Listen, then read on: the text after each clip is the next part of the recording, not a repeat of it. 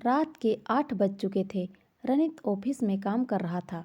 बाहर तूफान के साथ भारी बारिश हो रही थी। रनित एक जमीन के प्रोजेक्ट पे काम कर रहा था। काम में व्यस्त होने के कारण उसको वक्त का पता नहीं था। जब उसका काम खत्म हुआ तब घड़ी में 11 बज चुके थे। बैटरी कम होने के कारण उसका मोबाइल भी थोड़ी देर में बंद हो गया। जब वो बाहर निकला तो उसके होश उड़ गए। काली अंधेरी रात थी। सुनसान रास्ता था और आसपास में कोई नहीं था। तूफान के साथ साथ तेज बारिश हो रही थी। भारी बारिश की वजह से बिजली के खंभे से सारी बत्तियां भी बुझ चुकी थी। रनित ने जैसे तैसे करके अपना गाड़ी निकाला और अपने घर की ओर जाने लगा। कुछ देर बाद अचानक रास्ते में एक बिल्ली दिखाई दी।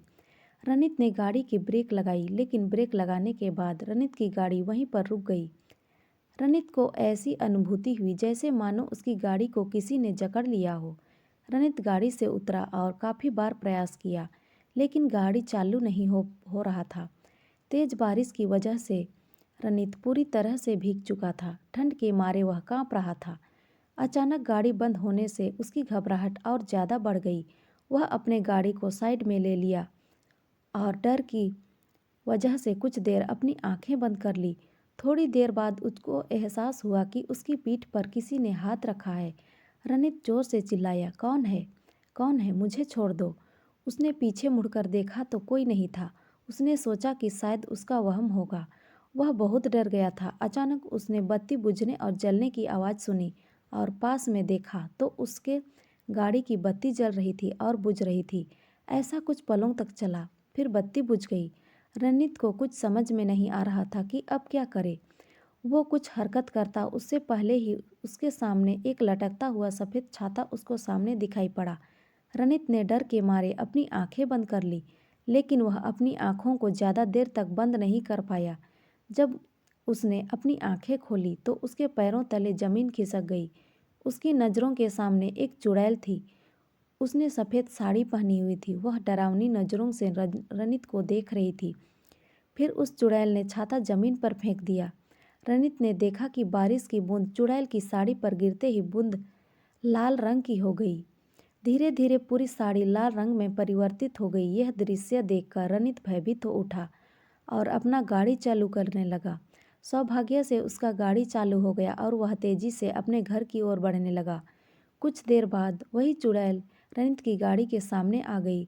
रनित गाड़ी को नियंत्रित नहीं कर पाया और गाड़ी एक पेड़ पे जाके टकराया। पेड़ से टकराते ही तुरंत रनित की मौत हो गई। अगले दिन सुबह जब कुछ लोगों ने यह देखा तो पुलिस को बुलाया और लाश को रनित के घर वालों को दे दिया और पुलिस ने जांच पड़ताल करके यह बताया कि रनित की मौत अकस्मात से हुई है।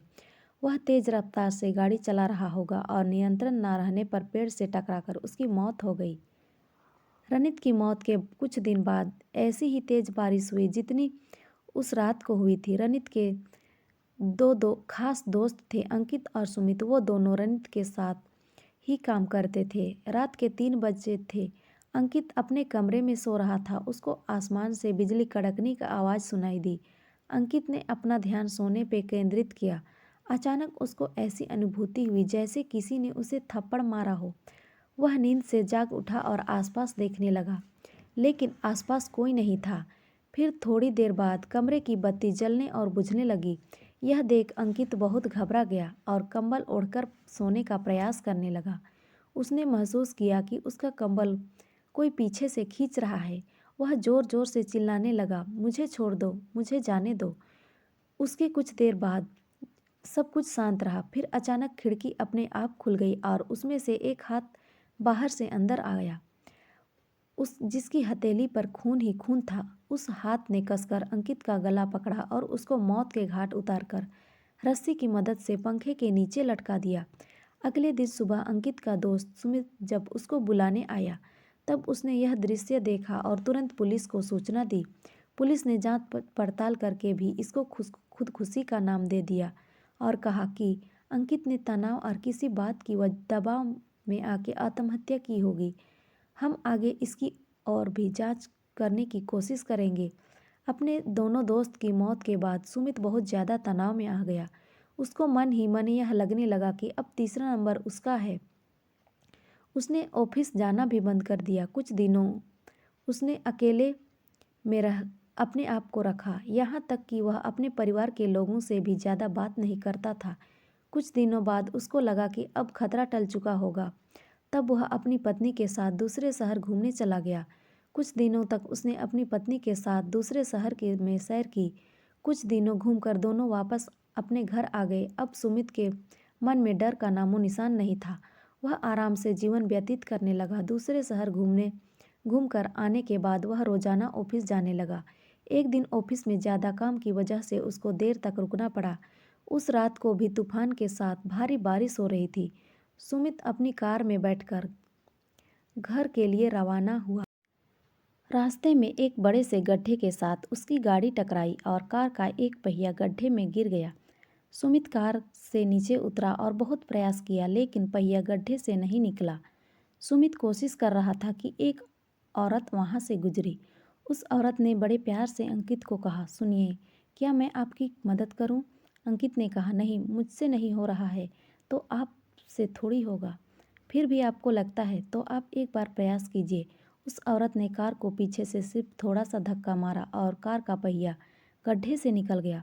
सुमित ने उस औरत का धन्यवाद किया और उनको पूछा, आपको कहाँ जाना है? इतनी रात को आप अकेले कहाँ जाओगे?